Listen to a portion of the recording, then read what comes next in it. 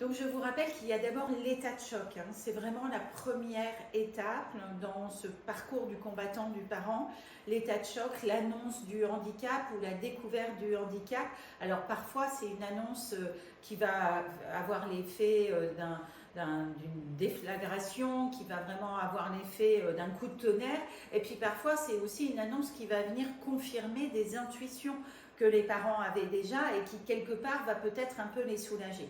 Mais on l'a vu, la façon dont cette annonce va se faire va être primordiale. Elle va vraiment tout changer parce que si on laisse un temps suffisant à l'annonce, bien le parent va avoir le temps de cheminer, de passer par toutes les étapes qu'on a vues, de colère, de peur, de tristesse, et puis de déni un petit peu au début, et puis de pouvoir se réorganiser. Et je vous rappelle par contre que la réorganisation, elle n'est pas toujours immédiate, elle prend plus ou moins de temps en fonction des parents, et il y a malheureusement parfois des parents qui n'arrivent pas à se réorganiser, et c'est là où il faut revenir sur les étapes précédentes, peut-être revenir sur la façon dont a été faite l'annonce, comment elle a été vécue, ou venir s'occuper des émotions qui sont toujours présentes.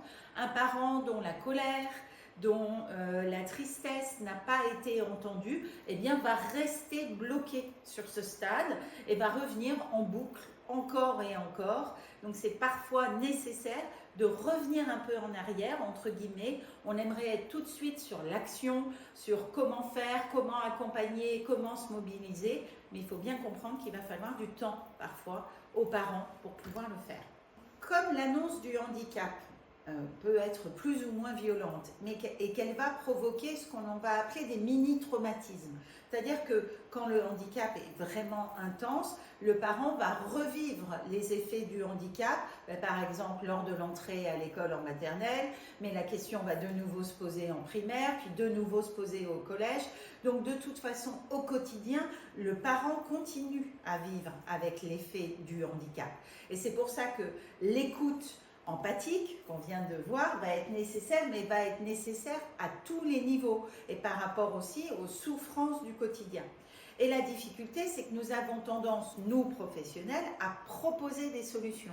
Ça, c'est quelque chose, c'est normal, c'est très humain, mais nous avons tendance à arriver très vite avec « vous devriez faire ci, vous devriez faire ça, pourquoi ne pas faire ci, pourquoi ne pas avoir dit ça ?»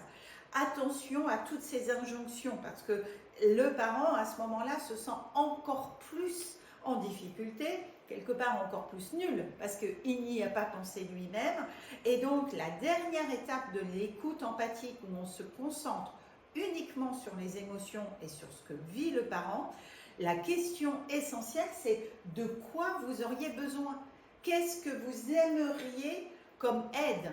Pas celle que moi je vais décider pas pour vous, pas celle que moi je vais considérer comme nécessaire. Je vais d'abord demander aux parents, au quotidien, concrètement, de quoi vous avez besoin. Qu'est-ce qui peut vous aider? Et parfois, quand le parent est vraiment écrasé par le handicap ou par la fatigue ou par l'épuisement, c'est déjà ça qu'il a du mal à formuler.